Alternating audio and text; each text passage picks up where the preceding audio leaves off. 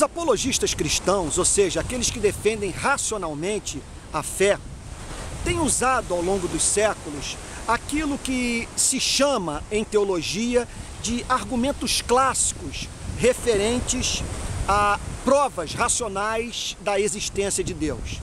Então eles usam, por exemplo, a historicidade de Cristo, que me parece ser de fato uma prova incontestável da realidade do ser de Deus, bem como da veracidade da fé cristã.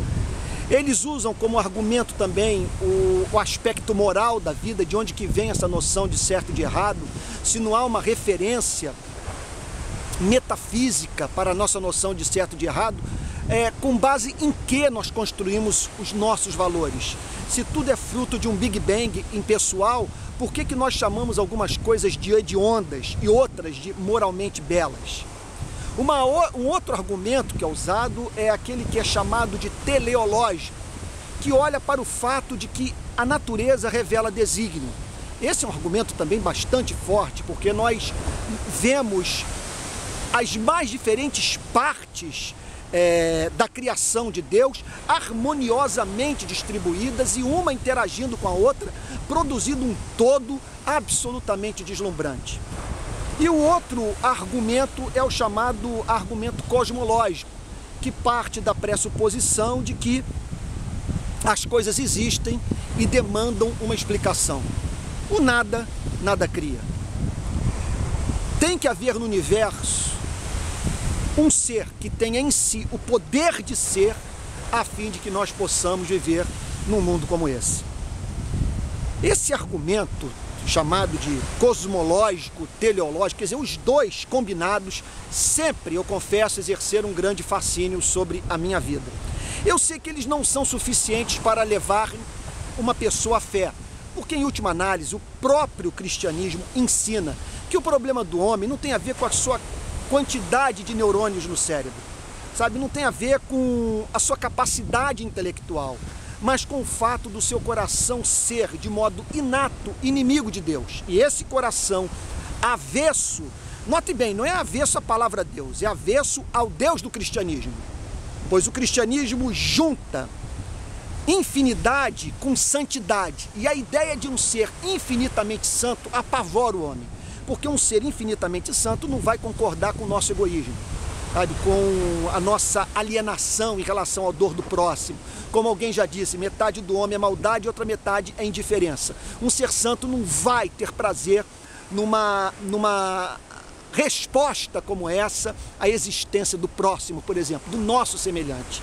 Então, pessoas procuram banir de suas vidas esse ser que seja infinito e, ao mesmo tempo, santo.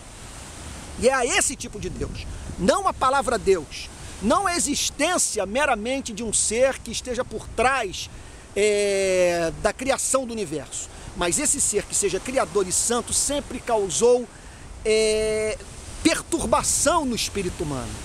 E é desse Deus que os seres humanos fogem e por isso são capazes de perverter os dados que coletam a partir da análise racional da vida, sabe? Isso de uma tal maneira que eles chegam até mesmo para justificarem a sua vida em pecado a admitir ou afirmar algo como o ateísmo ou como o agnosticismo.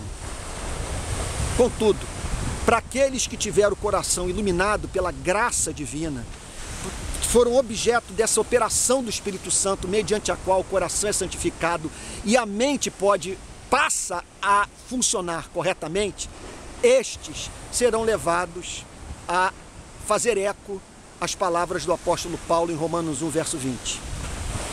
Porque os atributos invisíveis de Deus, bem como o seu eterno poder e sua própria divindade, claramente se reconhecem desde o início do mundo por meio das coisas que foram criadas.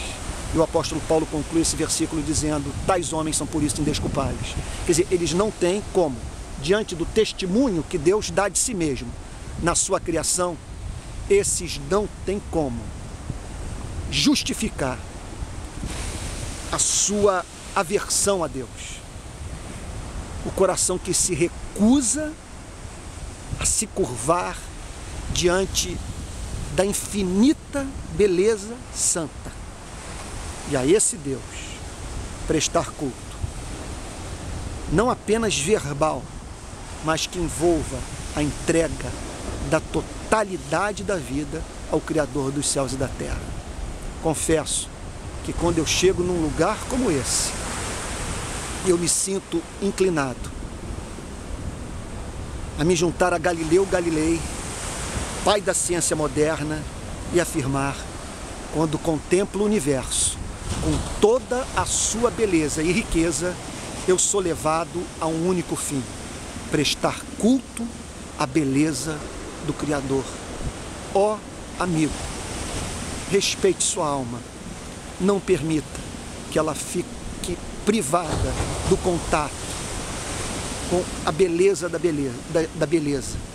O Criador único dos céus e da terra, que o ama e que o chama hoje, para através de Jesus Cristo, você render sua vida a Ele e viver para o seu louvor.